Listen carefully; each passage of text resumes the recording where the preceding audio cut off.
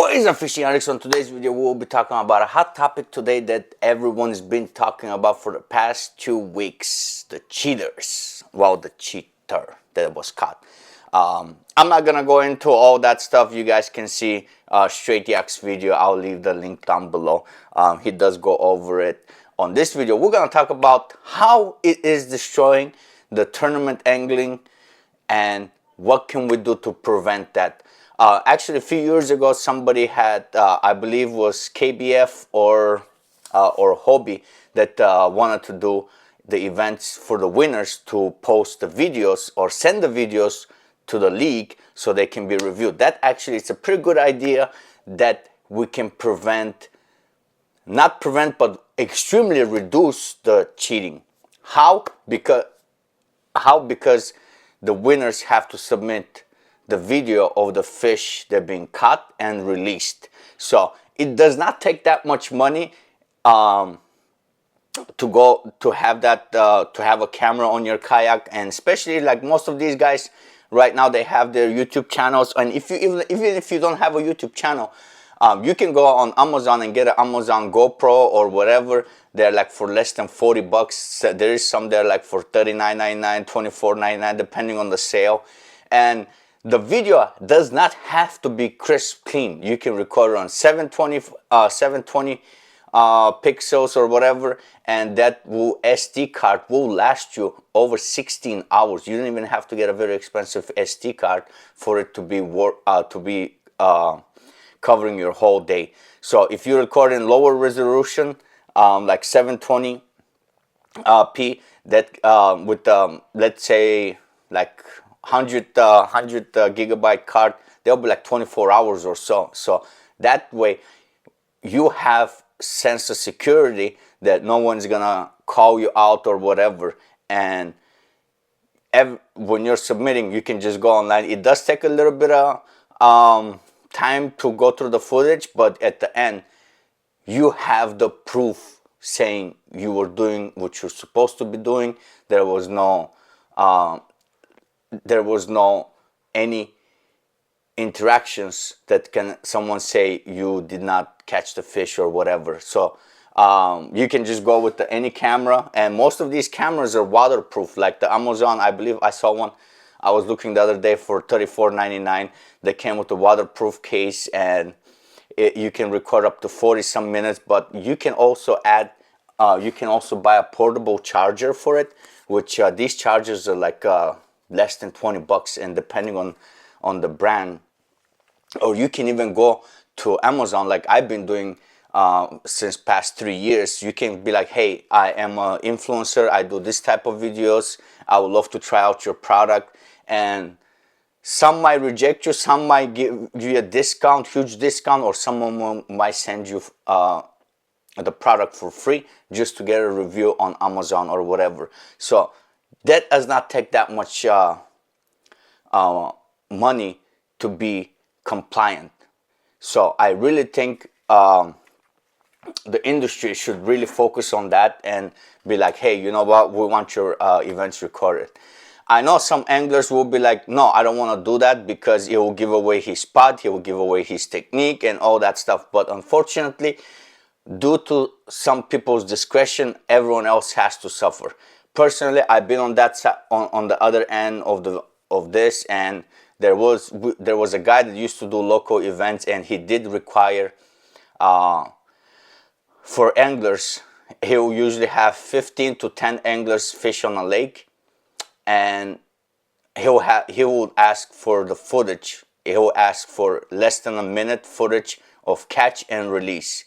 And yes, sometimes it does take more than a minute to release the fish because you have to focus and all that stuff, but you can cut that portion and send it to him as long as all he asked was for the fish to be caught and released. And he did require the camera to be on the back so you can see where you're casting or whatever. And it was a pretty cool event. He did that, I believe, because we were not using Tourney X or anything. We would just like take a picture of the fish and show it to him. But he did require you to get the fish shown and all that stuff. So that is that is one way, and I believe it's the best way to reduce. Of course, we can never prevent it. There will be always someone clever to scheme or whatever, but this way, I believe it will reduce it greatly. And I think industry, the big series tournaments, should look into that and encourage anglers to join the movement of recording your catches and submitting them.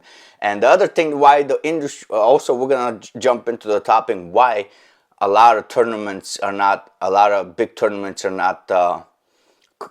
having big turnouts. Like I believe the native big fish event, they used to be always above 120, 150, 160, 200 anglers, and now this year it significantly dropped.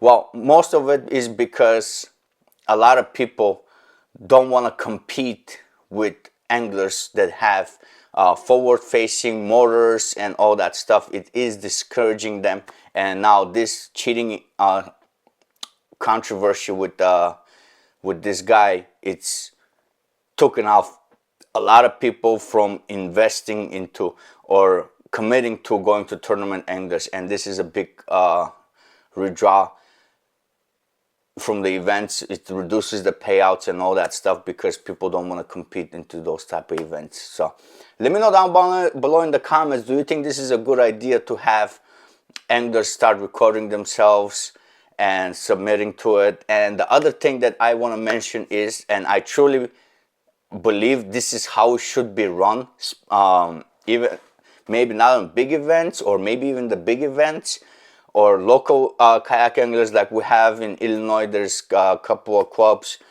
I don't think anybody that is in the tournament should be affiliated with people who are managing it. Or we should have a third party that is reviewing and accepting the catches. So this way, there is no controversy that's saying, oh, Angler A is friends with the tournament director and he has access to previous catch locations, because when we take a picture, there's a GPS tag on it where they can see where the fish was caught. And over the years, I'm not saying the tournament coordinators are sharing information. This is not what I'm trying to imply. I'm just saying that others might see it different. You know what I mean? It doesn't have to be, you know, there's, I don't have no information that someone is doing that, but I'm just saying from my previous interactions with anglers, and they're saying, oh, they're friends with this guy, oh, they're friends with this judge. So, and they're saying, oh, this guy mid-tournament changed locations from one end to the lake to the other end because the other person was catching fish over there and he knew exactly where he was catching. So that way it will reduce a lot of basically negativity that goes towards the tournaments, and people will be more confident knowing that the fish and everything gets judged for someone that has no interactions with any angler. It's a third party and has no affiliation with any of the anglers or the creator of the event. So because most of the tournaments around Illinois, even the persons that are in charge of the club are fishing tournaments. So a lot of people are like, why? You know, you already have all the locations, all the GPS coordinates, you're judging the fish, or you know someone's judging the fish, and you know there's always a couple of people looking through the images and all that stuff, and they can see the data. So that way it will reduce a lot of people saying, you know, hey, they have upper advantage on us, hey, they have upper advantage of this. And also it will increase participation in tournaments because, you know, like they cannot say, oh, they're friends or they know each other or they're part of this clique or whatnot. So let me know down below in the comment, do you think we should have tournaments being recorded and judged by a third party that's not even affiliated from this state, or it's from different state, or the kayak industry should get together and just say, hey, you know what, we're gonna hire these people and give them whatever, and we'll let them judge the fish and all that stuff. So I think that'll ease up a lot of concerns of people, that at least people that I have talked to, and people I know, that's why they don't want to fish local events. And for the small majority, very small majority, they don't want to compete on events because, let's say, Kayak Angler A has a $2,000 kayak with 6,000 electronics. So they just encourage other people to join it, but we should have at least tier level of competing. I forgot what state does it, or what if there is an event that actually does it. No motors, no motors, and I believe it was no fish finders, or only 2D. They allow 2D sonars or whatever, some type of like that. We should have events like that. Let the people on the bottom who are just coming into the series of kayak fishing, doesn't matter if it's local or national, they should have a head start. I mean, not head start, but they should have a peace of mind that when they're competing on a local level or whatever, or we can have amateur series. We can have tiers, like amateur series, mid-grade, and pros. You know, like basic kayaks,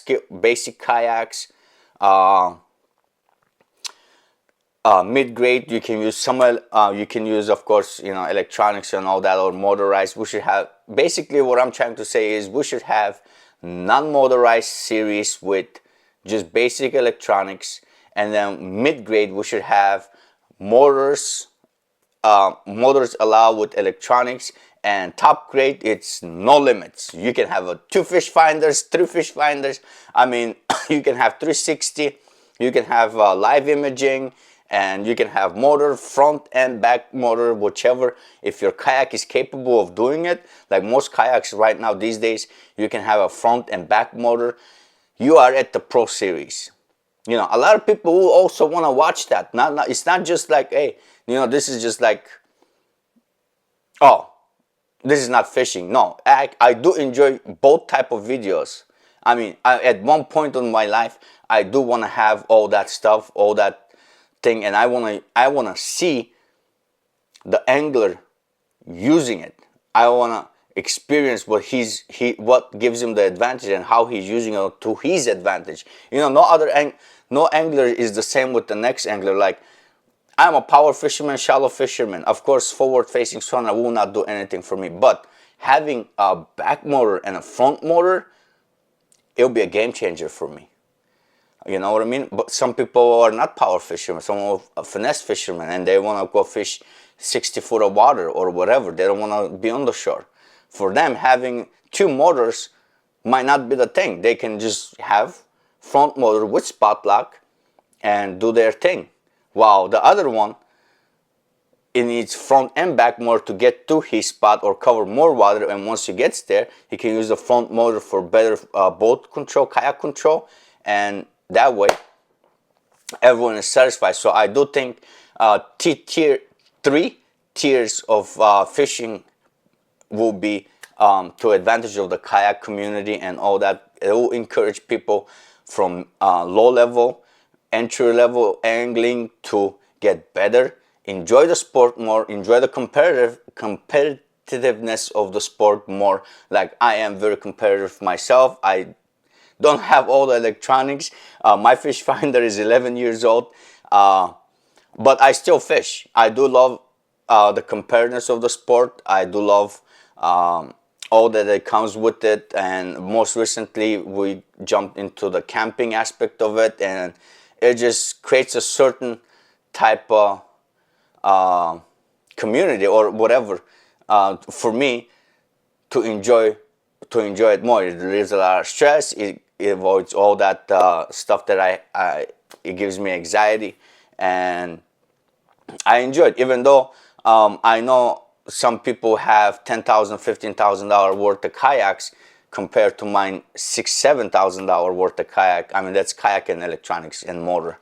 Let me know what you guys think on the. I'm not gonna ramble too much. Let me know what you guys think about these ideas. Do you think moving forward that will be good, having the winners of the events post videos? Doesn't matter even if it's even if there is a league where the outcome, the payout is not that much, which is, there is more to than the payouts of the kayak. I mean, if someone is winning most of the events, they also have sponsors where they get money.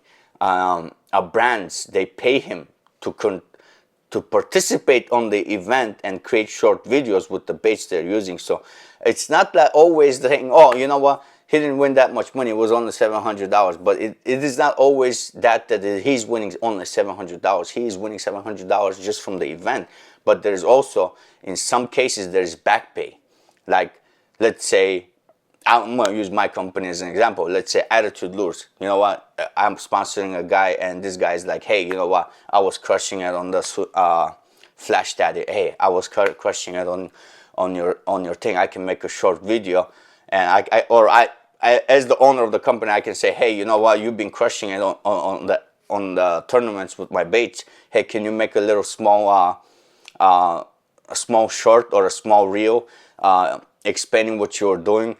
It's usually, from past experience, it's like 3 minutes or less, or minute and less, depending on what it is, and they pay him X amount of money. Because you know what, spending $300 for the guy to make a small video, which all the eyes, all internet or all social media is on him, and this guy pulls out my bait and says, hey, you know, this was the catch, this was the deal for me, this gave me the edge over other anglers. And you know what?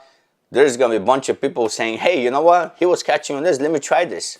Let me try this. You know, at the end, you spent $300, but you have a return of tenfold, because you have a lot of people who are interested on your lure or on your product, or it just gets a trend going. They're like, hey, I just bought this. And you know what? Some guy that just bought it and saw you winning the fish, and he's catching a fish. And guess what he's going to do?